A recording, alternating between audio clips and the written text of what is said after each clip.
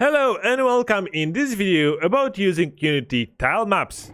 This video is part of the series of videos about creating a 2D top-down tank game. We will explore different features of this game, each as a standalone video.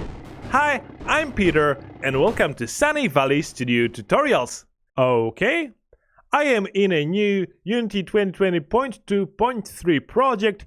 I have used 2D template to create it, so our main camera is set to be orthographic, and I have imported the assets, CC0 licensed audio files and sprites from Kenny, and also I have some sounds from Superpowers to the GitHub repository. You can download those assets using a link from the description of this video. Now, before we start using the tilemap, we will need to prepare those assets to fit our setup of our project. Now, as you can see, those are pixel assets, so we will need to preset the settings for them. And I know that if I slide down, there are tiles that can be used as the ground for our project, for our top-down tank game. Now, each of those tiles is 128 by 128 pixels, so I will select all of those, and I will make sure that I set the pixel per unit value to be 128, since this is the how many pixels in the sprite corresponds to 1 unit in the world of our project. So we want to set this to the value of the resolution of our tiles. Next, since those are pixel images, we will need to set the filter mode to be point no filter to preserve the sharp edges, and I'm going to set the compression to be none to make sure that we do not compress those. Make sure that you apply those settings and you should be good to go. To start using Tilemaps, we will need to go to Windows, Package Manager, and we will need to make sure that we have Tilemaps installed.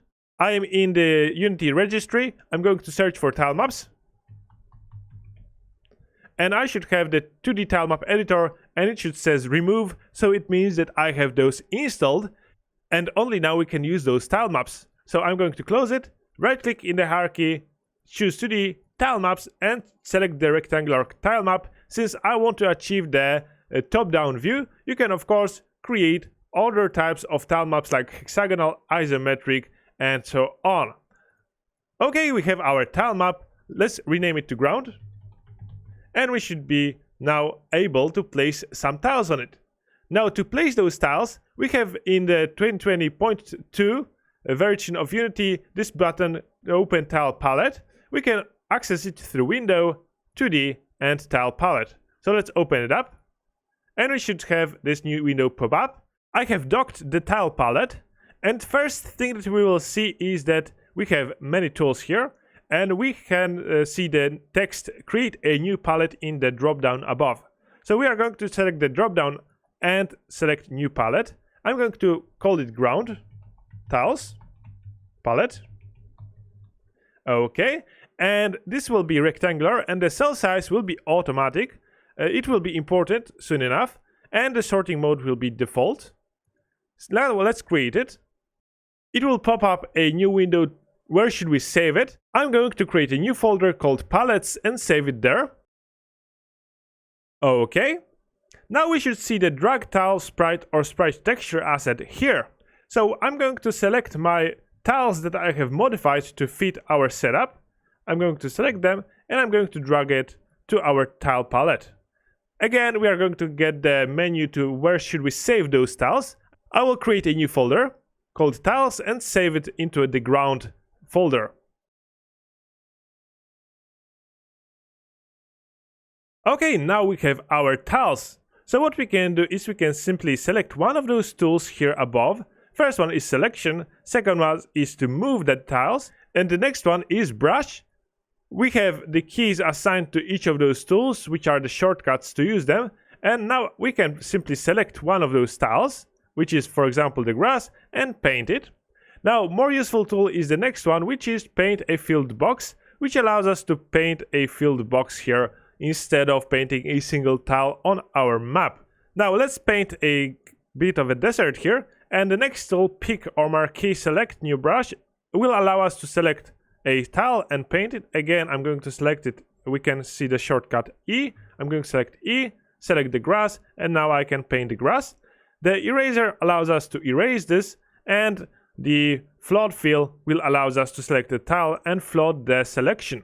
Now, if we select our brush and select a corner here, we can see that we have our corner. Now, it only fits one way, one direction.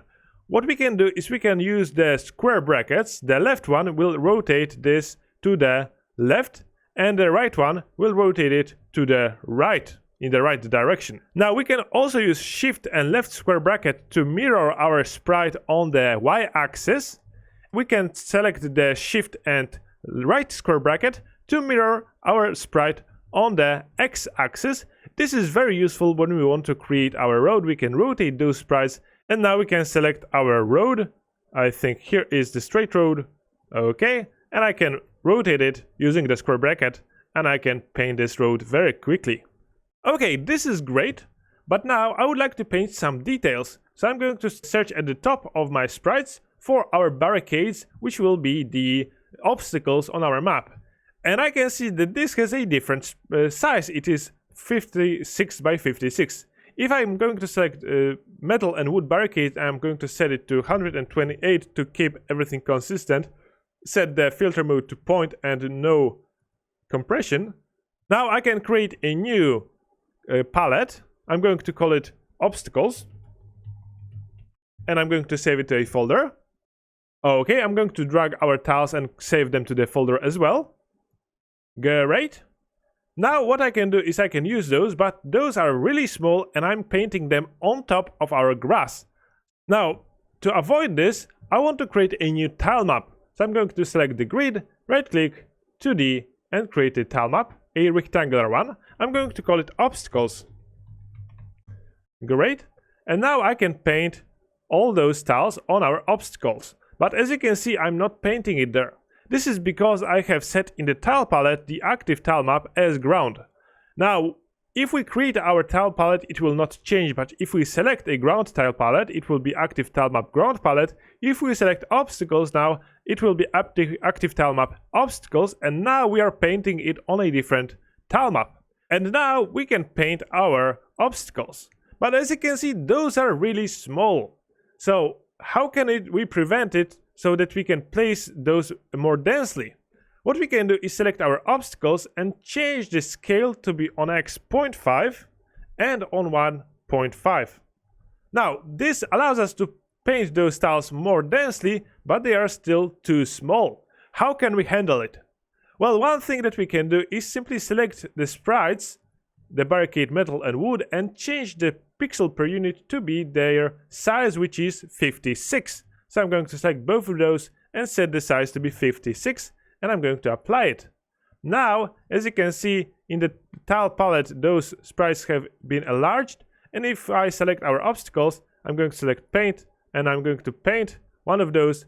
We can see that now they are not painted on the correct side of our tile map. They are hidden behind our grass. How can we fix it? Well, we have in our tile map renderer what is called sorting layer, and we can set those using the layers at the top right corner of Unity and select edit layers.